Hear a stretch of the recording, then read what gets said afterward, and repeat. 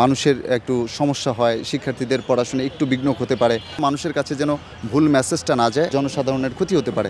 দেখুন, কিছুদিন আগেই দুদিন পূর্বেই বাংলাদেশ জাতীয়তাবাদী দল থেকে যে একটি বিজ্ঞপ্তি দেওয়া হয়েছে, প্রেস বিজ্ঞপ্তি দেওয়া হয়েছে, সেখানে উল্লেখ করা হয়েছে যে আমাদের ভারপ্রাপ্ত চেয়ারম্যান জনাব তারেক রহমান, ছাত্রদলের সাংগঠনিক অভিভাবক, তার জন্মদিন 20 নভেম্বর উপলক্ষে যেন কোনো ধরনের প্রোগ্রাম বা কোনো ধরনের মিছিল বা কোনো ধরনের কেক কাটার অনুষ্ঠান না হয়।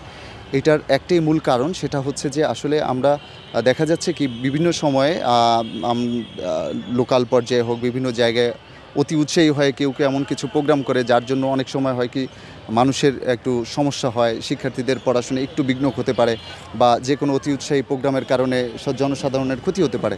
এই বিষয়গুলো বিবেচনা করেই আসলে জনাব তারেক রহমান তিনি এই সিদ্ধান্ত নিয়েছেন এবং আমাদের দলের সিদ্ধান্ত নিয়েছেন যেন আমরা তারেক রহমানের জন্মদিন উপলক্ষে আমরা তাকে শুভেচ্ছা বিনিময় করব, তার জন্য আমরা দোয়া করব যেন তিনি আবার দেশকে ভালোভাবে সার্ভ করতে পারেন। কিন্তু হ্যাঁ, আমাদের ছাত্রদল ইতিপূর্বে কিন্তু দেশনায়ক তারেক রহমানের জন্মদিন উপলক্ষে বেশ কিছু পজিটিভ কর্মকাণ্ড নিয়েছে, যেমন ধরেন মেডিকেল ক্যাম্প গঠন, রক্তদান কর্মসূচি, দুস্থদেরকে খাবার বিতরণ সহ বেশ কিছু কল্যাণমুখী কর্মকাণ্ড মূলত ইতিপূর্বে নিয়েছে। কিন্তু তারপরে এবারও এসে যেহেতু কোনো ধরনের যেন অপ্রীতিকর ঘটনা না ঘটে, লোকাল পর্যায়ে হোক, অনেক সময় এখন তো ভালো সময় থাকলে হয় কি অতি উৎসাহী অনেক মানুষ অনেক কিছু করতে চায়, সেই জায়গা থেকে আমাদের কাছে যেন মানুষের কাছে যেন ভুল মেসেজটা না যায়, আমরা যেন সংঘবদ্ধ থাকি এবং একটি ইতিবাচক একটি রাজনৈতিক ধারায় ইতিবাচক একটি পরিবেশে যেন আমরা ফিরতে পারি, সেই একটি নির্দেশনা দেওয়ার কারণেই মূলত ছাত্রদলকে এবার বা তথা বিএনপিকে সকল ধরনের এরকম প্রোগ্রাম থেকে নেওয়া থেকে বিরত রাখতে বলা হচ্ছে। ছাত্রদল আসলে ক্যাম্পাসগুলোতে কোন ধরনের রাজনীতি প্রতিষ্ঠা করতে চায়? আমি বিগত কথা বলেছি, যে ইতিপূর্বে বলেছি যে ছাত্রদল ক্যাম্পাসে শুধুমাত্রই ছাত্র কল্যাণমুখী, ছাত্রদের যে অধিকার, সাধারণ শিক্ষার্থীদের যে অধিকার, সেইটা বাস্তবায়ন করার জন্যই ছাত্রদল কাজ করছে এবং তাদের কর্মপন্থাগুলো ওভাবেই নিরূপণ করা এবং প্রত্যেকটা বিষয়ে যে ব্যাপারে এক্সপার্ট সেই ছাত্রদেরকে ওই বিষয়ে আসলে গ্রুমিং করা এবং তাদেরকে ওইটার ব্যাপারে উদ্বুদ্ধ করাই হচ্ছে ছাত্রদলের এখনকার কার্যপ্রণালী। এবং আগামী দিন আমি মনে করি যে একটি সমৃদ্ধ বাংলাদেশ প্রতিষ্ঠার জন্য যেভাবে মেধাভিত্তিক এবং ইতিবাচক রাজনীতির প্রয়োজন, ছাত্রদল সেভাবেই তার নেতাকর্মীদেরকে উদ্বুদ্ধ করছে।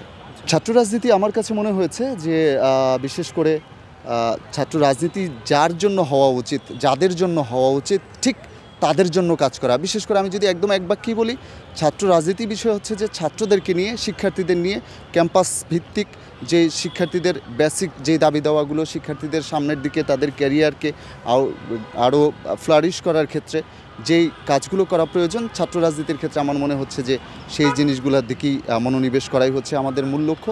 এবং তার পাশাপাশি দেশ যখন কোনো ক্রান্তিকাল সিচুয়েশনে পড়ে যায়, যেমন ধরেন আমাদের জুলাই আগস্ট অভ্যুত্থানের একটা বড় উদাহরণ ছাত্র রাজনীতির, এখানে একটা অনেক বড় ভূমিকা রয়েছে, যে ছাত্র রাজনীতি থাকার কারণে কিন্তু বিভিন্ন আমাদের ছাত্রদলের ব্যাপক অংশগ্রহণ ছিল এবং আপনি জানেন 416 জনের অধিক শুধু ছাত্রদলের সংগঠন করা তারা শহীদ হয়েছে। সো এই জায়গায় আরও অন্যান্য ছাত্র সংগঠনেরও ভালো একটা স্টেক ছিল, ভূমিকা ছিল।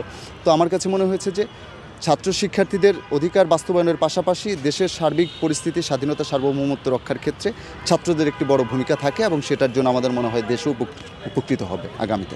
আমরা জাতীয় সংসদ নির্বাচনের ক্ষেত্রে সবসময়ই এটাকে পজিটিভভাবে দেখতে চাই, কিন্তু শেখ হাসিনা সরকার দেখেছেন যে আমাদের জাতীয় নির্বাচনের কালচারটাকে নষ্ট করে দিয়েছিল। তারা দিনের ভোট রাতে নিয়ে, তারপরে আপনার কি বলে এটাকে, অনেক সময় এসেছে যে মৃত মানুষ এসে ভোট দিয়ে গিয়েছে, যে কালচারটা তৈরি করেছে তারা।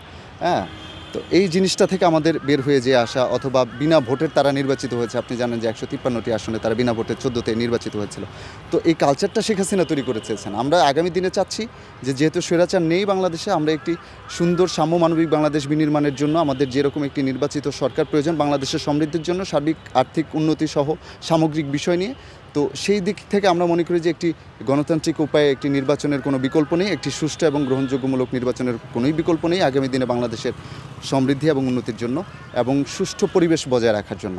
তো আমরা এটাকে ইতিবাচকভাবেই দেখছি। এবং আপনারা জানেন নির্বাচনকে ঘিরে বাংলাদেশে এখন যে একটি ষড়যন্ত্র চলছে, নানান মহল থেকে নানানভাবে এই ষড়যন্ত্রটাকে জিয়ে রাখার চেষ্টা চলছে। একের পর এক যে কোনো বিষয় অযৌক্তিক হলেও তারা এটাকে সামনে নিয়ে আগানোর চেষ্টা হচ্ছে। মূলত তাদের চিন্তা হচ্ছে নির্বাচনটা যদি পিছিয়ে যায় তাহলে তারা হয়তো আরেকটু সুযোগ সুবিধা পেতে পারবে, আরেকটু মেরে কেটে বা যে যার সুবিধা নেওয়ার সে নিতে পারবে। কিন্তু আমাদের কথা হচ্ছে সার্বিক তো দেশের স্থিতিশীলতা হচ্ছে না।